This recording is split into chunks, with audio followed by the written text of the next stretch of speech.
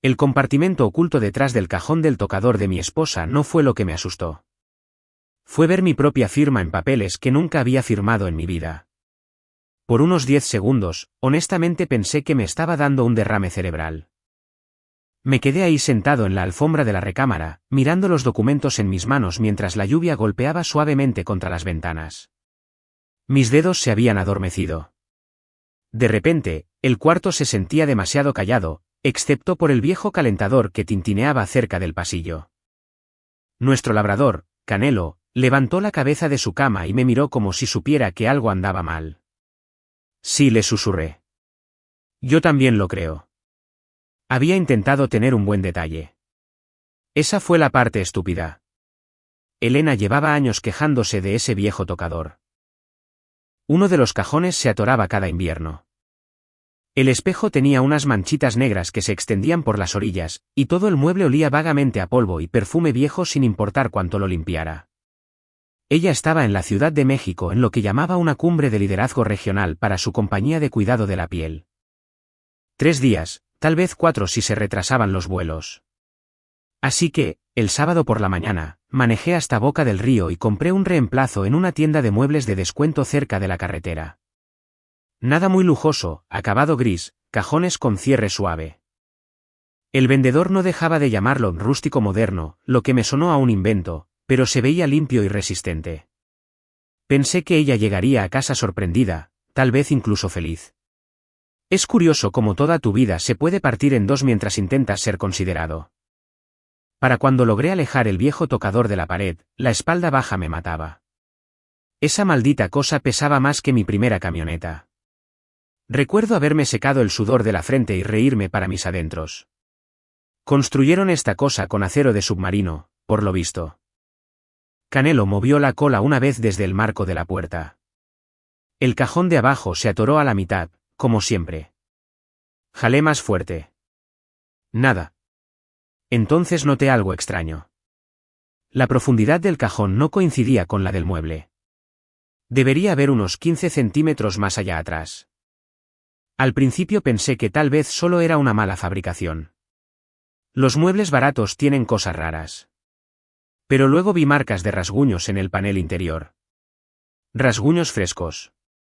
Se me encogió un poco el estómago.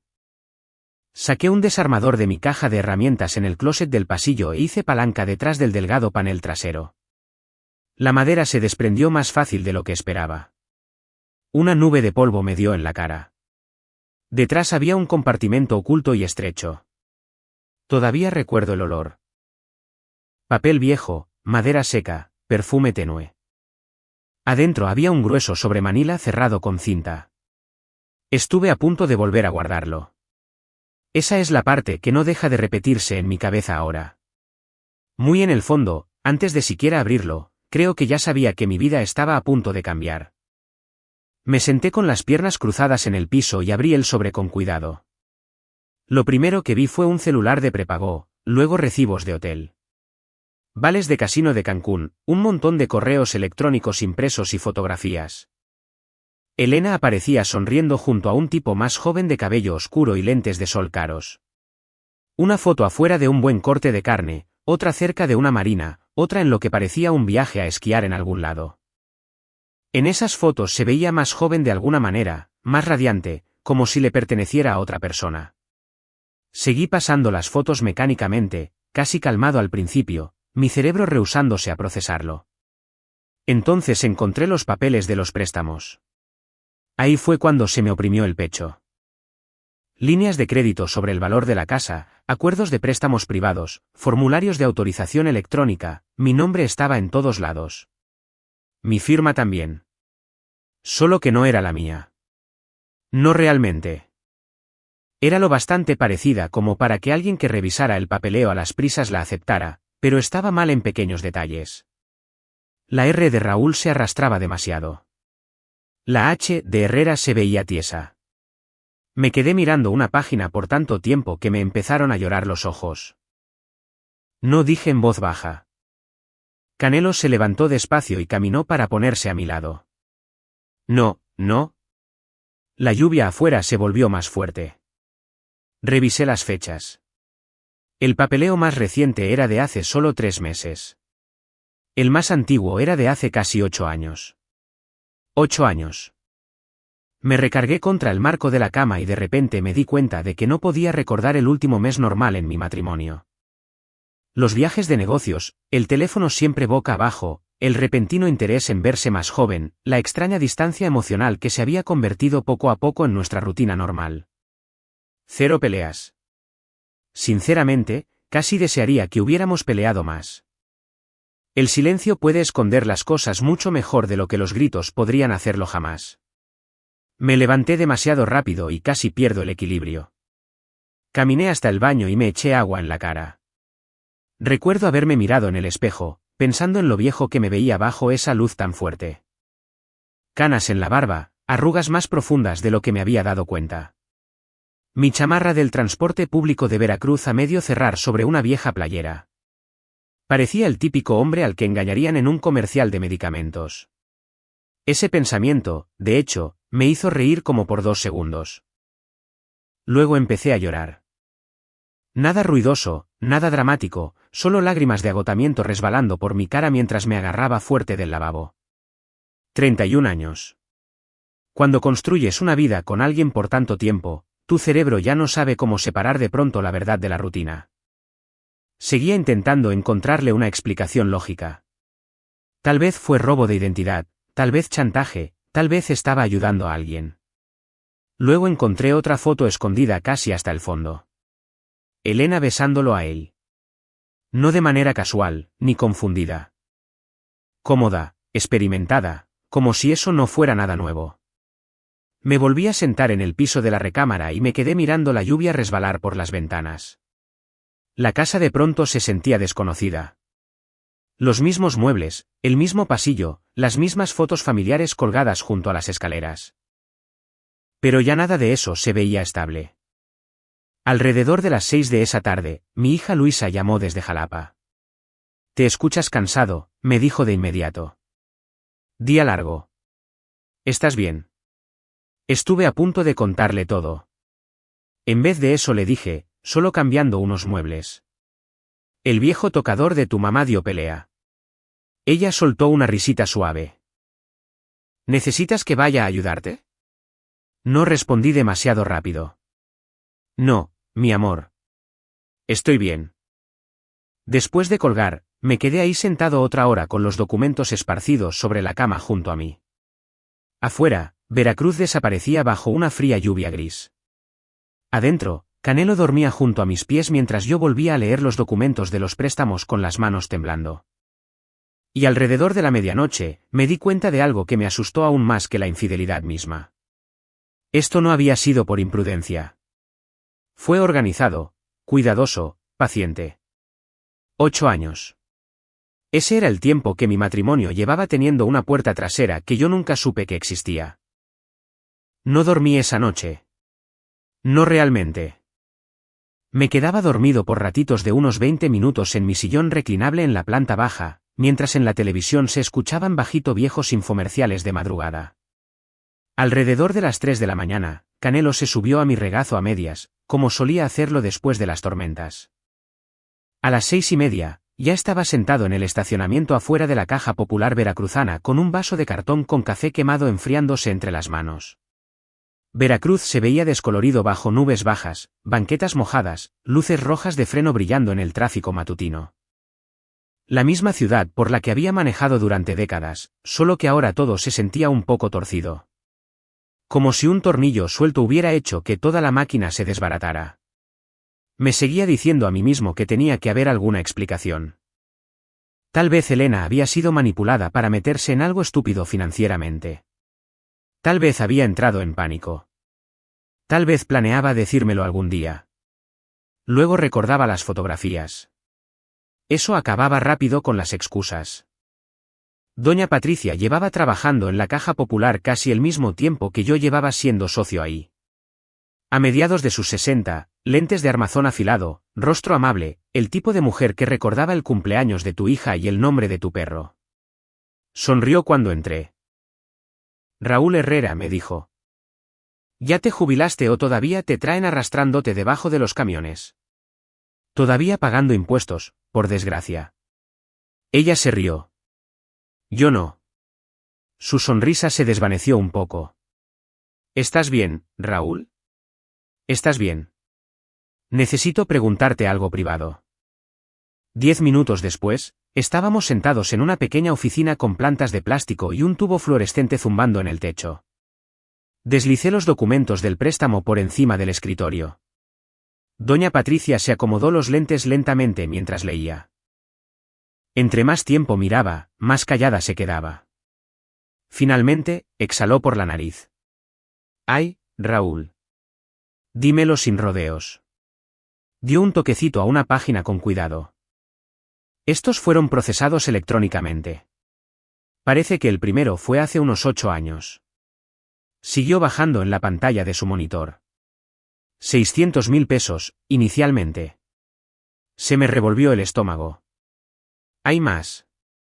Patricia asintió con renuencia. Bastante más. Para cuando terminó de explicarme, se me había secado la boca.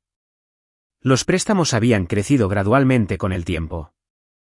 Nuevas cuentas cubriendo saldos viejos, apalancamiento hipotecario, líneas adicionales respaldadas por el valor de la propiedad. Casi 3,100,000 pesos en riesgo total. Honestamente pensé que iba a vomitar ahí mismo en su oficina. Patricia bajó la voz.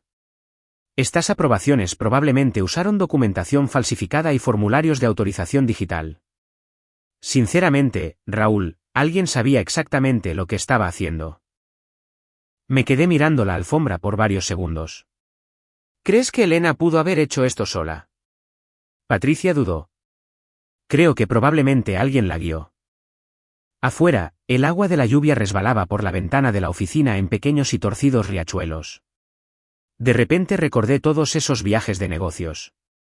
Monterrey, Querétaro, Guadalajara, Cancún. Siempre conferencias, retiros de liderazgo, lanzamientos de productos. Dios me ayude. Yo hasta presumía de su ética de trabajo. Después de salir de la Caja Popular, estuve manejando sin rumbo durante casi 1 hora. Solo daba vueltas por Veracruz en silencio. Pasé por los astilleros, por el malecón, por ese viejo restaurante cerca de la calle Independencia donde Elena y yo solíamos comer hot cakes después de ir a misa antes de que naciera Luisa. Todo estaba cargado de recuerdos en los que, de repente, ya no confiaba. Alrededor del mediodía, me estacioné cerca de la marina y llamé a la abogada que Patricia me recomendó. Carolina Macías. Una mujer mayor, de voz tranquila, sin rodeos. Acordó verse conmigo esa misma tarde. Su oficina tenía vista a la bahía, agua gris, grúas de carga a lo lejos, un calendario de los tiburones rojos colgado junto a un librero. Escuchó sin interrumpir mientras le explicaba todo. Las fotos, los préstamos, el compartimento secreto, las firmas falsificadas. Cuando terminé, entrelazó las manos y me preguntó en voz baja, ¿ya enfrentaste a tu esposa? No. Bien. Eso me sorprende. Sí, dijo con franqueza. Porque las personas emocionalmente devastadas toman pésimas decisiones financieras. Solté una risa sin una pizca de gracia. Bueno, qué consuelo. Carolina se reclinó un poco en su silla. Raúl, te voy a decir algo desagradable. Las infidelidades son emocionales. El fraude es logístico. Tu esposa no tropezó y cayó en esto por accidente. Esa frase me dolió más de lo que esperaba. No porque fuera cruel, sino porque sonaba muy cierta. Me aconsejó no decirle nada aún. Entiende primero la magnitud del problema, dijo. El dinero desaparece muy rápido en cuanto la gente entra en pánico. Esa noche empecé a revisar las antiguas confirmaciones de viaje de Elena. La mayoría seguían sepultadas en carpetas de correo electrónico que compartíamos. Mientras más a fondo buscaba, más raras se volvían las cosas. Varias páginas web de las supuestas conferencias ya no existían. La factura de un hotel tenía errores de formato. Otra enlistaba salones de conferencias que en realidad pertenecían a una cadena hotelera completamente distinta. Me quedé sentado en la mesa de la cocina hasta casi la medianoche, armando el rompecabezas de las fechas mientras Canelo roncaba junto al refrigerador. Entonces lo encontré a él. Diego Molina, de 41 años, originario de Cancún. Sus redes sociales estaban llenas de whisky caro, fotos en antros, chamarras de cuero, yates rentados y citas motivacionales escritas por personas que no pagan sus impuestos. Un hombre que se esforzaba demasiado por parecer exitoso. Los registros comerciales mostraban demandas, negocios fracasados, problemas de deudas. Y de alguna manera, mi esposa había estado invirtiendo dinero en su vida en silencio durante años. Hice clic a través de las fotos de ellos dos juntos hasta que la vista se me nubló. En un momento dado, abrí una botella de bourbon que había estado guardando desde Navidad y me serví 2 dedos en un vaso, luego otro más. A la 1 de la mañana, estaba sentado en mi camioneta afuera de la marina, escuchando música ranchera mientras la lluvia golpeaba el parabrisas. Ahí fue cuando por fin me quebré un poco. Sin dramatismos, sin gritos. Simplemente me cubrí la boca con una mano y lloré en silencio como un viejo exhausto que de pronto se dio cuenta de que se había perdido la mitad de su propio matrimonio. Lo peor ni siquiera fue el engaño. Fue comprender con qué cuidado ella me había ocultado su verdadera vida. En algún momento, mi teléfono vibró con una notificación de sincronización en la nube desde la tablet de Elena que estaba arriba. Estuve a punto de ignorarla. En lugar de eso, abrí el archivo de audio. La voz de Diego se escuchó primero, riéndose. Tu esposo todavía no sospecha nada. Elena también se rió suavemente. Él a duras penas se da cuenta cuando pinto un cuarto.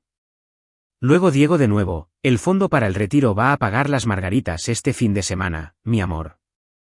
Apagué el audio de inmediato. Me quedé sin aire por un segundo. De verdad consideré manejar directo a Cancún esa misma noche. En lugar de eso, me quedé ahí sentado hasta casi las 3 de la mañana, mirando el agua oscura más allá de las luces de la marina. La tarde siguiente, llegó otro correo. Una notificación automatizada de los registros del Estado. Normalmente las ignoraba. Esta hizo que la sangre se me helara. 6 años atrás, después de una cirugía de hombro, firmé una carta a Poder General permitiéndole a Elena el manejo temporal de mis propiedades mientras me recuperaba tomando analgésicos. Apenas lo recordaba. Ahora entendía por qué había querido esos papeles. Adjunto al correo venía un aviso de actividad preliminar de transferencia relacionada con la cabaña de pesca cerca de Alvarado. La cabaña de mi padre. Donde le enseñé a pescar a Mateo antes de enterrarlo a los 23 años. Me quedé petrificado en la silla de mi cocina por un largo tiempo después de leerlo. Canelo apoyó la cabeza en mi rodilla. Y por primera vez desde que abrí aquel compartimento secreto, la ira finalmente se abrió paso a través del dolor. No una ira ruidosa, eso hubiera sido mejor. Era una ira fría, del tipo que se asienta lentamente. La peor parte no era darme cuenta de que me mentía. Era darme cuenta de lo meticulosamente que había planeado todo para que yo no me diera cuenta. Lo primero que me dijo Carolina después de revisar los papeles de la cabaña fue que no hiciera ninguna estupidez. Probablemente suena obvio, pero cuando alguien se mete con la última parte de tu hijo muerto que sigue atada a esta tierra, tu cerebro empieza a sugerirte ideas terribles como si fueran propuestas razonables. Yo estaba sentado de nuevo en su oficina en una gris tarde de jueves, mientras los transbordadores se movían despacio cruzando la bahía por las ventanas. Legalmente, no puede transferir la propiedad sin firmas adicionales, dijo Carolina con calma. Pero definitivamente se estaba posicionando para hacerlo. Me pasé ambas manos por la cara. Esa cabaña era de mi papá. Mi hijo creció ahí. Carolina asintió una vez. ¿Y exactamente por eso necesitas ser paciente? Para entonces ya odiaba esa palabra. Aún así, tenía razón. El movimiento inteligente no era confrontarla, era documentar todo. Así que eso fue lo que hice. Congelé nuestras líneas de crédito sin usar, moví el fondo de emergencia del negocio a una cuenta protegida ligada únicamente a la estructura de pensión de la compañía de mantenimiento de transporte, cambié el papeleo de los beneficiarios, e hice copias de cada correo. Factura y estado de cuenta en un disco duro que me dio Carolina. Cada noche después del trabajo, me sentaba en la mesa del comedor a organizar la evidencia mientras Elena deambulaba por la casa actuando como si nuestro matrimonio siguiera existiendo. Esa parte casi me volvía más loco que el engaño en sí. La normalidad. Llegó a casa desde la Ciudad de México el domingo por la noche, con un café de aeropuerto en la mano y quejándose por los vuelos retrasados. No creerías la turbulencia que hubo sobre Puebla, me dijo mientras se quitaba los zapatos cerca de las escaleras. Me quedé mirándole la maleta. Adentro de esa maleta probablemente había ropa que había usado con otro hombre. Pero se veía tan normal ahí parada en nuestro pasillo, que mi cerebro se partía en dos tratando de conciliarlo todo. Me dio un beso suave en la mejilla. ¿Estás bien? Semana pesada, le dije. Lo cual, técnicamente, no era mentira. Lo más extraño sobre la traición a nuestra edad es lo doméstica que se mantiene. La gente se imagina peleas a gritos, platos volando, grandes enfrentamientos dramáticos. En la vida real, se trata más de calentar sobras en el microondas y fingir ver la tele mientras tu esposa le manda mensajes a otro hombre bajo la misma cobija, a tu lado. Ese era el verdadero horror. Pequeños momentos ordinarios envenenados por dentro.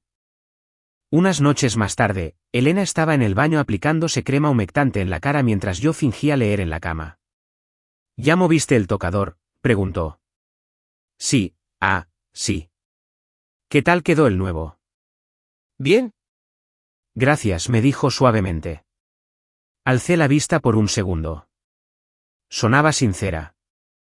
Eso casi me dolió más que si hubiera sonado culpable. Después de que se quedó dormida, me quedé despierto escuchando la lluvia golpear los canalones de afuera. Alrededor de las 2 de la mañana, su celular vibró bajito en el buró. Lo agarró al instante. Demasiado al instante. Luego se volteó, dándome un poco la espalda, mientras leía la pantalla. Ese movimiento me dijo más que cualquier otra cosa. La gente protege lo que tiene miedo a perder. A la mañana siguiente, llamé a Gloria Jiménez. Gloria vivía a 3 casas de la nuestra y conocía a Elena casi el mismo tiempo que yo. 72 años, contadora jubilada, más afilada que un vidrio roto. Además, trataba las historias de fraude financiero de la misma manera que las personas normales tratan los partidos de fútbol. Cuando le mostré algunos de los estados de cuenta copiados, con un café en su mesa de la cocina, entrecerró los ojos de inmediato. «Ay, cariño», murmuró. «Estas transferencias están escalonadas». Parpadeé.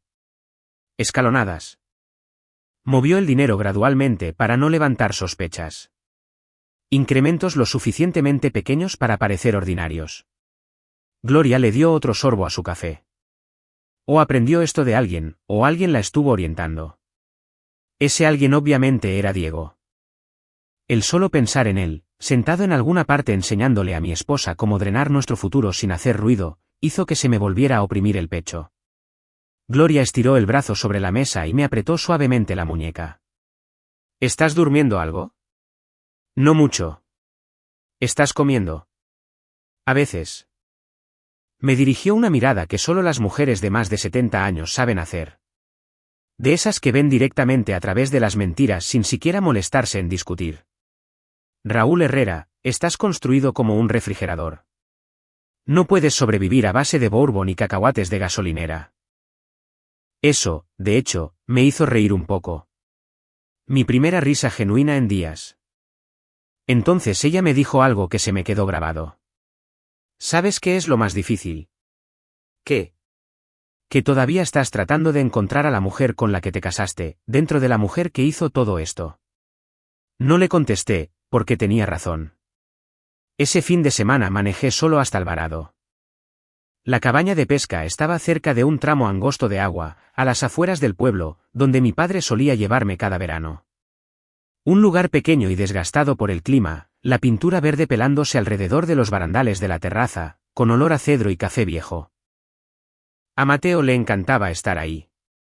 Cuando tenía 12 años, atrapó un robalo que casi era de su tamaño y salió corriendo por el muelle gritando como si se hubiera ganado la lotería. Después de que lo perdimos en aquel accidente de motocicleta, Elena pasó semanas sentada a mi lado en esa misma terraza, mientras yo apenas si podía hablar. Eso era lo que me seguía despedazando.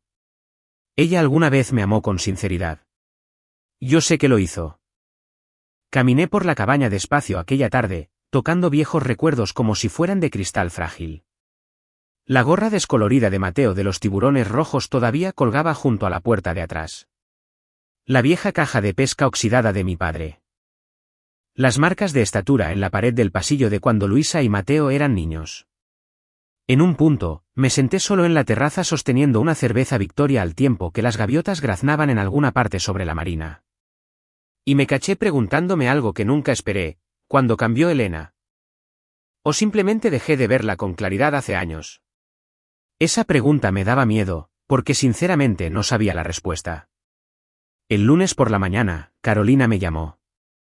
Confirmamos las reservaciones de viaje, dijo. Tu esposa y Diego van a ir a la cabaña este viernes por la noche. El estómago se me fue a los pies, aunque ya lo sospechaba. Pasé los siguientes días preparándome en silencio. Nada ilegal, nada dramático. Actualicé el acceso de seguridad de la cabaña mediante la oficina de la Marina, instalé 2 cámaras exteriores legales y avisé al administrador de la propiedad que una actividad de transferencia no autorizada podría volverse relevante para una investigación en curso. Todo con cuidado, bajo control. Aún así, una parte de mí seguía esperando que algo pasara para que esto no se volviera completamente real. Llegó la noche del viernes, fría y húmeda. Alrededor de las 11:30, me senté solo en el porche trasero de mi casa en Veracruz mientras el agua goteaba incesantemente de los canalones. Canelo dormía a un lado de mis botas. La aplicación de seguridad vibró en mi bolsillo exactamente a las 11:42 de la noche, movimiento detectado. Me quedé mirando la notificación durante casi 40 minutos sin abrirla. 40 minutos sentado ahí, escuchando el tráfico a lo lejos y la lluvia, mientras mi corazón latía como un martillo lento dentro del pecho. Porque, mientras no le diera play, una parte de mí todavía podía seguir fingiendo. Finalmente, abrí el vídeo. Elena se bajó primero, con unos jeans y un impermeable oscuro. Diego salió detrás de ella, cargando bolsas de supermercado y riéndose de algo. Luego, él rodeó con el brazo a mi esposa como si ella le perteneciera, como si toda mi vida le perteneciera a él ahora también. Los vi caminar juntos y entrar a la cabaña de mi padre, mientras la lluvia barría el muelle. Y por unos cuantos segundos, de verdad dejé de sentir las manos. Una parte de mí todavía esperaba ver algo inocente. Esa es la estupidez del amor a nuestra edad. Tarda más en morir. La costa veracruzana tiene un tipo particular de lluvia. No la lluvia dramática de tormenta eléctrica. No es lluvia de película. Es más fría que eso. Más silenciosa. El tipo de lluvia que se mete hasta la madera, la ropa y los huesos viejos. Esa noche de viernes, envolvía la cabaña de pesca en cortinas grises, mientras yo seguía sentado solo en la sala de mi casa en Veracruz, viendo las imágenes de seguridad en mi iPad como un hombre envenenándose lentamente a propósito. Canelo estaba estirado junto al sofá, levantando la cabeza de vez en cuando siempre que yo me movía. En la pantalla, Diego destapó una botella de vino mientras Elena desempacaba las cosas del súper en la cocina que mi papá construyó con sus propias manos en el 78. Verla parada ahí casi hace que apague la pantalla de golpe, porque por un momento, se veían tan comunes y corrientes. Eso es lo que terminan haciéndole las infidelidades a las personas a la larga. Dejan de verse como un escándalo y comienzan a verse domésticas, lo cual, de alguna manera, se siente todavía peor. Vi a Diego moverse por la cabaña con toda comodidad, abriendo cajones sin preguntar, quitándose las botas cerca del calentador como si hubiera estado ahí 100 veces. Tal vez lo había estado. Ese pensamiento me pegó tan duro que silencié el audio por un rato, solo para poder respirar. Alrededor de la medianoche, llamó Carolina. ¿Estás bien? No especialmente. No tienes que ver cada segundo. Lo sé. Hubo una pausa. Luego me dijo con suavidad, Raúl, esta parte que sigue es importante. No pierdas la perspectiva ahora que las emociones están involucradas. Casi me río. Un poco tarde para eso. Después de colgar, me serví medio vaso de bourbon y me quedé mirando la grabación otra vez, mientras la lluvia repiqueteaba contra mis ventanas. Alrededor de la 1 de la mañana, las cosas cambiaron. Diego dejó de sonreír. Volví a encender el audio justo a tiempo para escucharlo decir, me dijiste que el refinanciamiento ya habría pasado para estas fechas. Elena de repente se escuchó cansada. Estoy trabajando en eso. Llevas trabajando en eso por meses. Dije que yo me encargo, respondió ella. Luego, silencio. Y no un silencio romántico tampoco. El tipo de silencio incómodo que la gente casada reconoce al instante. Diego caminó hacia el refrigerador y sacó otra cerveza. Ya sabes en cuántos problemas me voy a meter si esto se cae. Elena se cruzó de brazos. ¿Crees que eres la única persona arriesgando algo aquí? Ay, por favor, espetó él. Tú todavía regresas a tu casa todas las noches con el capitán Retiro. Ese golpe dolió. Aunque esta vez Elena no se rió. Solo se recargó contra la barra, viéndose más vieja de lo que la había visto en años. Y por un extraño instante, no me pareció una villana. Se veía cansada. Tal vez perdida. Odié que mi corazón siguiera respondiendo a eso. A la 1:37 de la madrugada, mi teléfono sonó inesperadamente. Un número desconocido de Cancún. Casi lo ignoro.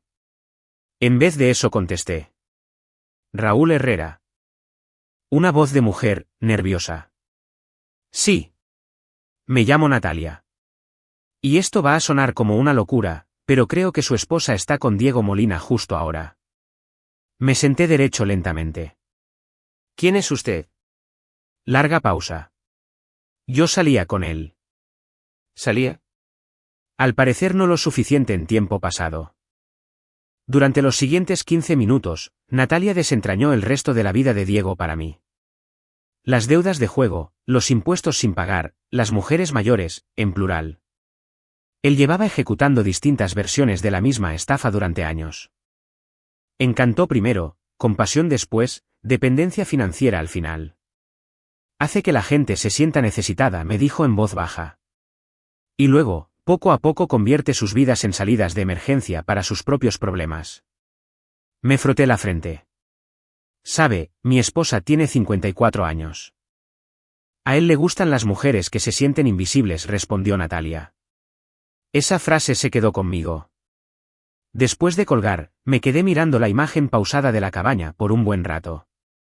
Invisible. De pronto recordé a Elena de pie en los probadores de las tiendas departamentales, preguntándome si algo la hacía verse vieja. Sus cambios de estilo de cabello cada pocos meses.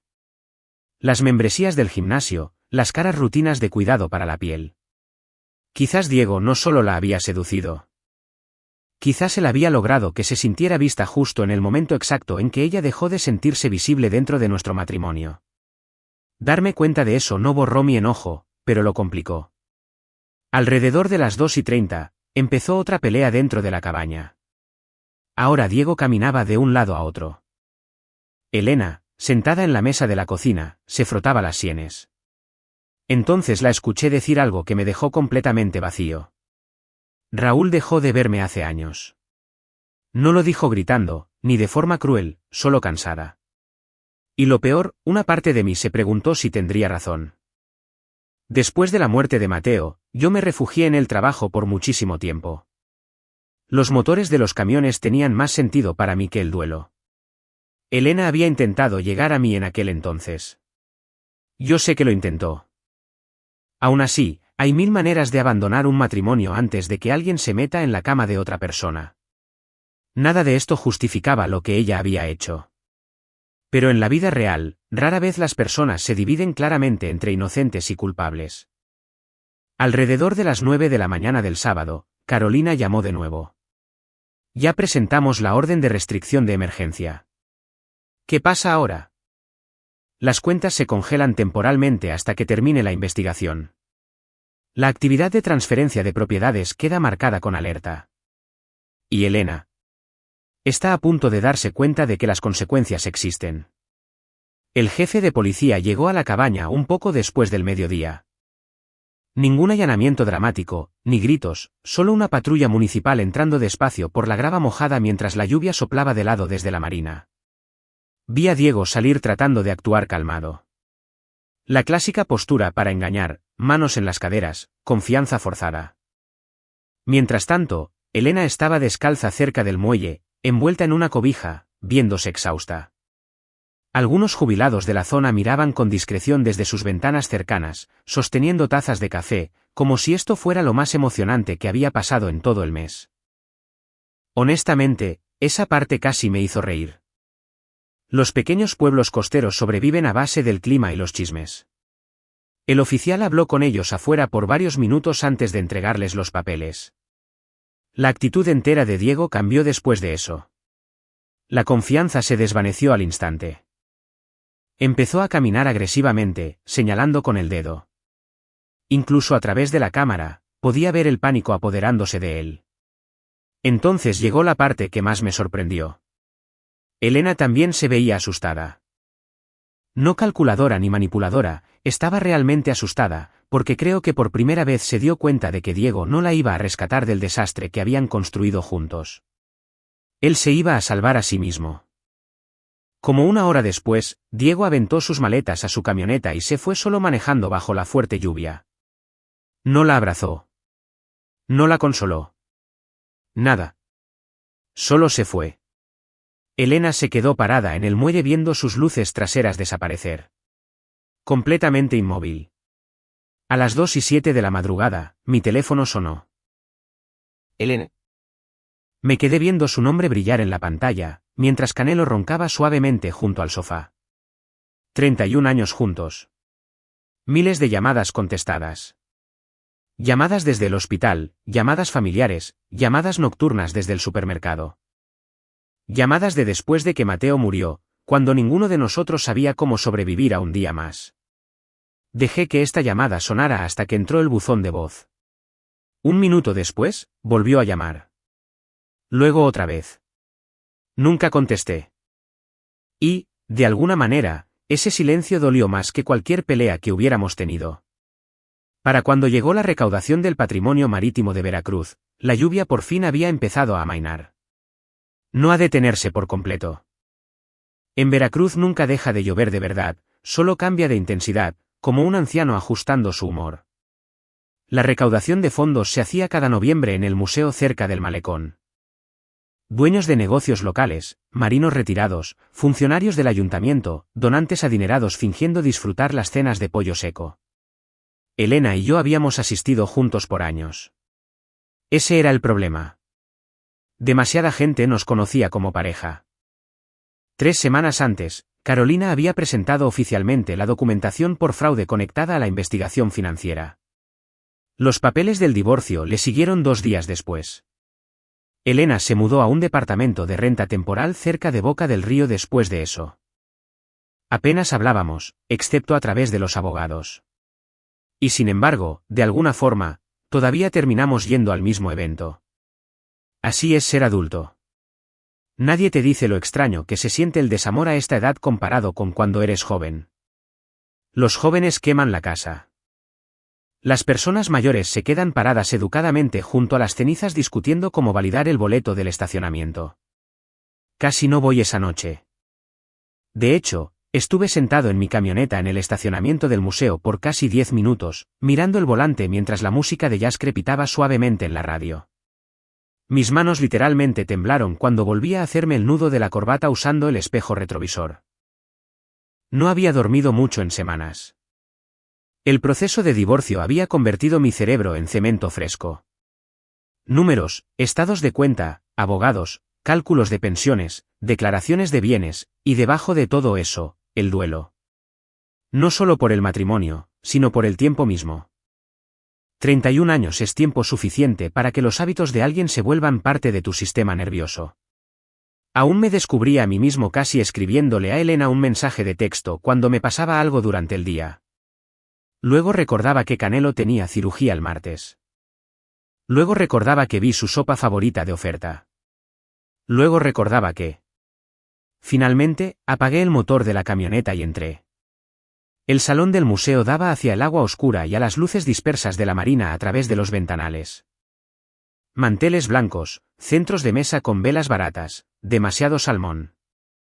Un trío local de jazz tocaba cerca de la entrada mientras los meseros llevaban bandejas con vino entre las mesas. Localicé a Elena casi al instante. Vestido azul, cabello más corto de lo habitual. Se veía más delgada y más vieja. No físicamente vieja, exactamente, solo se veía gastada alrededor de los ojos. Por un peligroso segundo, ver la herida casi me ablanda.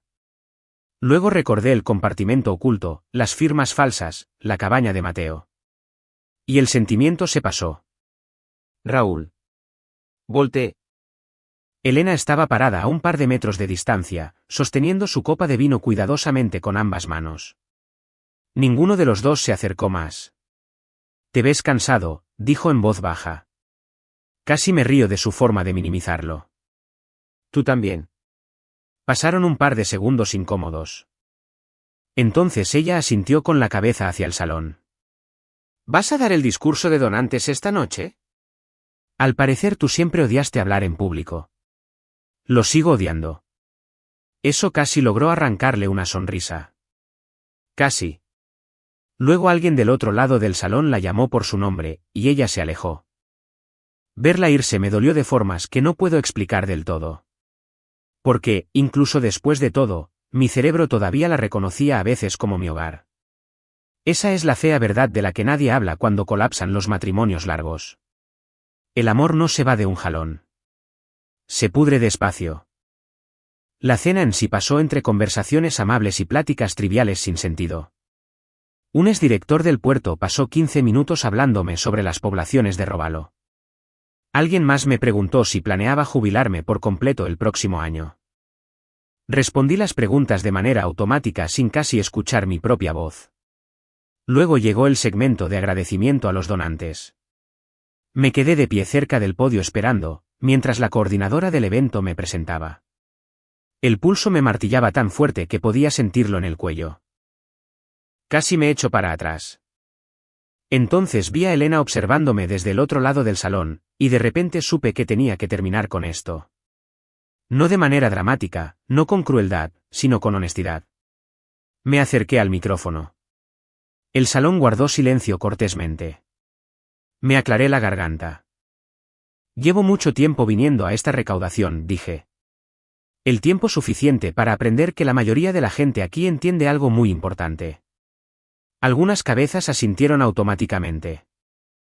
Que los barcos, los edificios y los negocios familiares no se caen a pedazos de la noche a la mañana.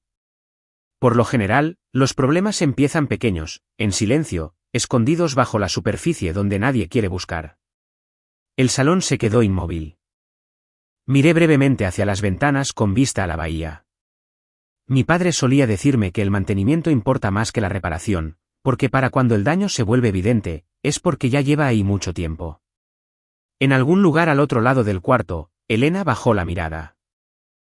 Yo mantuve un tono de voz tranquilo. La verdad funciona de la misma manera. También la confianza. Nadie se movía ya. Cero tintineo de copas. Cero conversaciones en susurros. Solo silencio. Y cuando la gente por fin deja de fingir que algo está bien, a veces esa es la primera cosa honesta que ha pasado en años. Me alejé del micrófono antes de poder decir algo más duro. Los aplausos llegaron con algo de duda al principio, y luego más fuertes. Lo suficientemente normales como para que la mayoría de la gente probablemente lo interpretara como un montón de tonterías reflexivas típicas de recaudaciones de fondos. Pero Elena entendió cada palabra. Pude verlo en su cara. Cuando se terminó la cena, me escabullí hacia el estacionamiento, buscando aire fresco más que tener conversaciones. El viento frío se colaba por la estructura de concreto, trayendo olor a agua salada y lluvia. Apenas había llegado a mi camioneta, cuando escuché una discusión cerca de ahí. Diego. Su voz hacía eco ásperamente entre los coches estacionados. Me dijiste que el dinero estaba en camino. Elena estaba parada junto a un coche oscuro, abrazando su abrigo con fuerza. No tengo acceso a nada ahorita. Ese no es mi problema. Se volvió tu problema cuando tú te lo gastaste. Entonces, Diego notó que yo estaba parado a unos 10 metros de distancia. Su expresión cambió de inmediato. No sentía culpa, sino vergüenza. Los hombres como él no sienten pena de la misma forma en que lo hace la gente normal. Sobre todo, resienten perder. Caminó hacia mí con actitud agresiva antes de detenerse a medio camino. ¿Ya estás contento?, espetó. Lo miré con calma. No. Esa respuesta pareció confundirlo. Porque era verdad. Nada de todo esto me hacía feliz. Detrás de Diego, otro vehículo entró despacio al estacionamiento. Carolina se bajó junto a un investigador financiero canoso que cargaba unos folders. Diego masculló algo por lo bajo.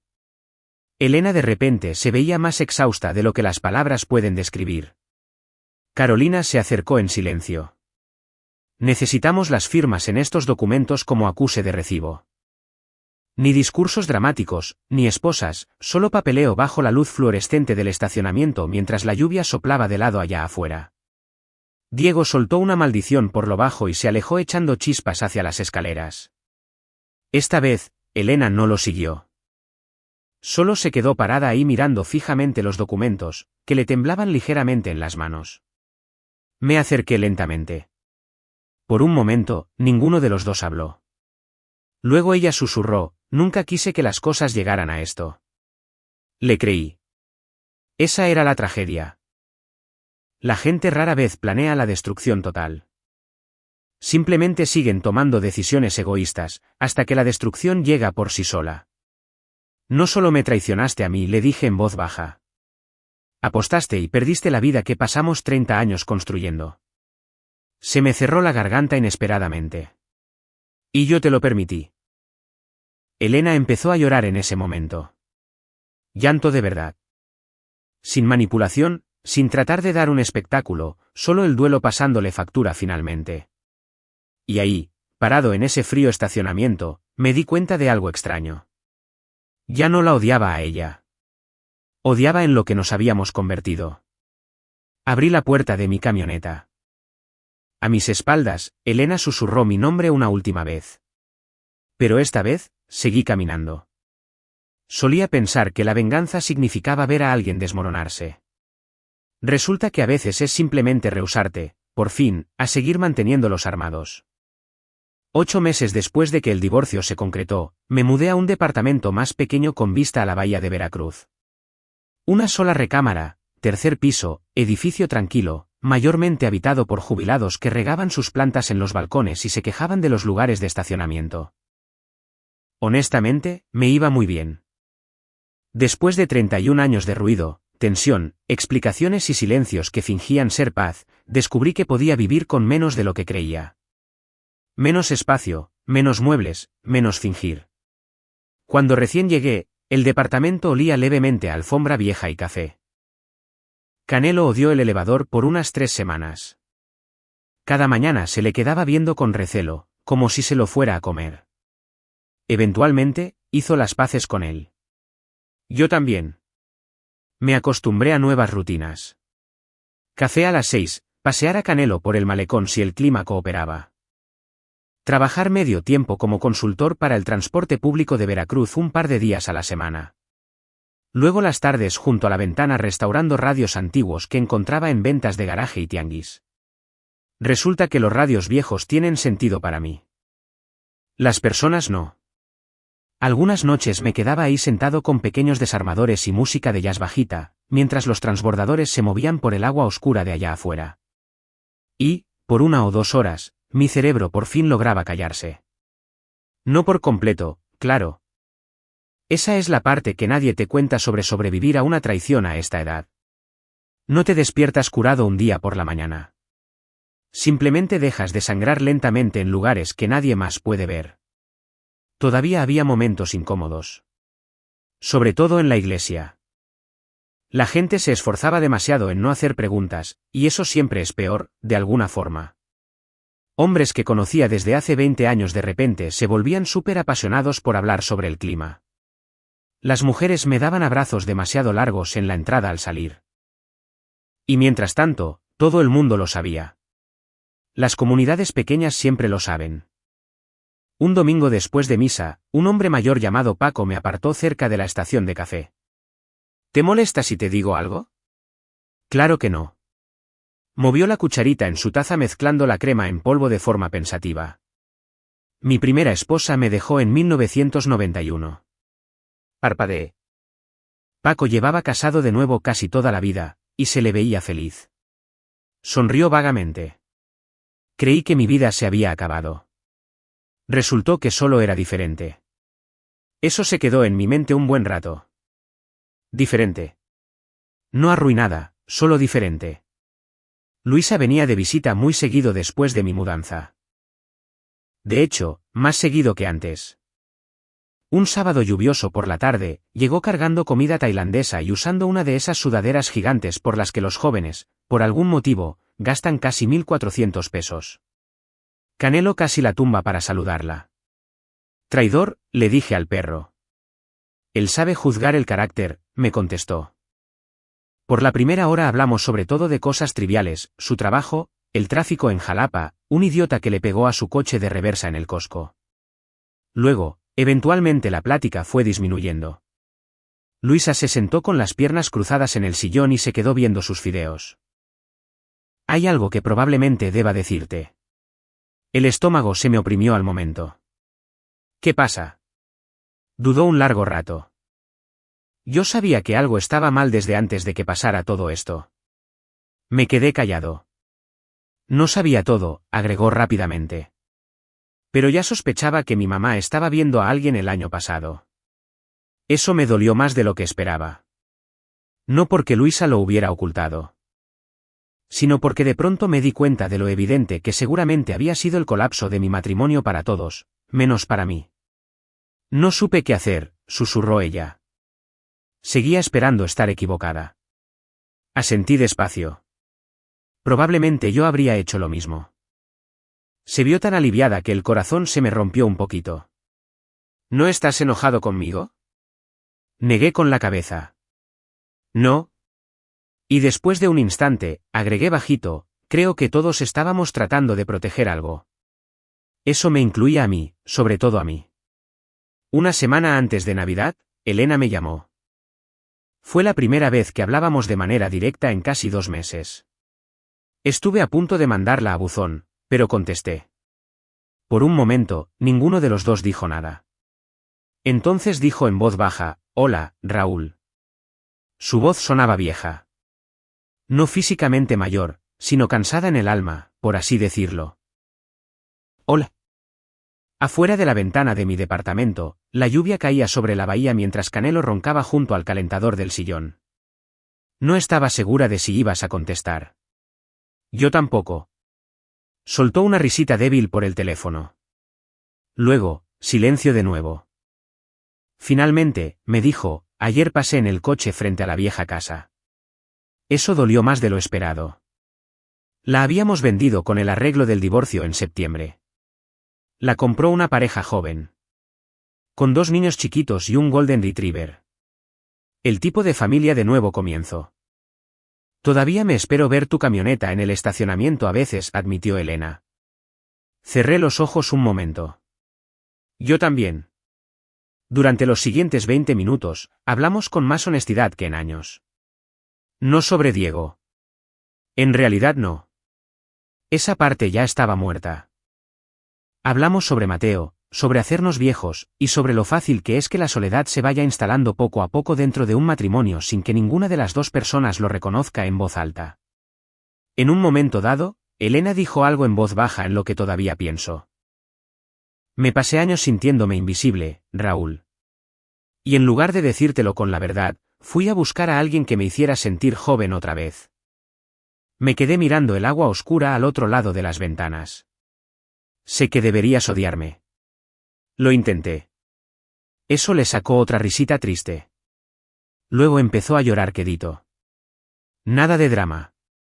Solo el llanto exhausto del duelo de alguien que por fin se quedó sin formas de evadirse a sí misma. Antes de colgar, me dijo, sí te amé. Pasé saliva. Sé que sí. Pasando la Navidad, por fin saqué del almacenamiento el marco del viejo espejo del tocador. No el espejo como tal, solo el marco de madera. El cristal se había estrellado en la mudanza.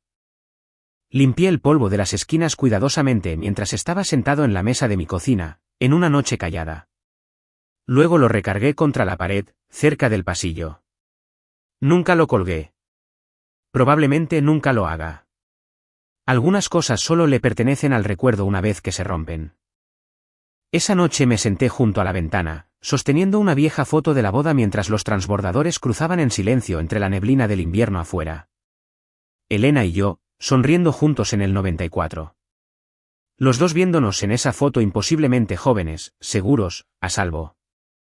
Estudié nuestras caras por mucho tiempo, intentando descifrar exactamente en qué momento todo se empezó a desmoronar. La verdad es que no creo que los matrimonios se colapsen por lo general en un solo instante. Creo que se van erosionando despacio. Pequeñas distancias, pequeños silencios, pequeñas verdades descuidadas que se van amontonando año tras año, hasta que, de repente, son dos extraños durmiendo el uno junto al otro. Y la traición no siempre llega haciendo ruido. A veces aprende a caminar en silencio por tu casa durante años, usando el mismo perfume que te ha encantado desde 1994. Si esta historia te dejó ahí sentado en silencio por un minuto, tal vez eso no sea algo tan malo. Gracias por escuchar. Y si alguien que amas todavía te importa, no te esperes demasiado tiempo para verla de verdad.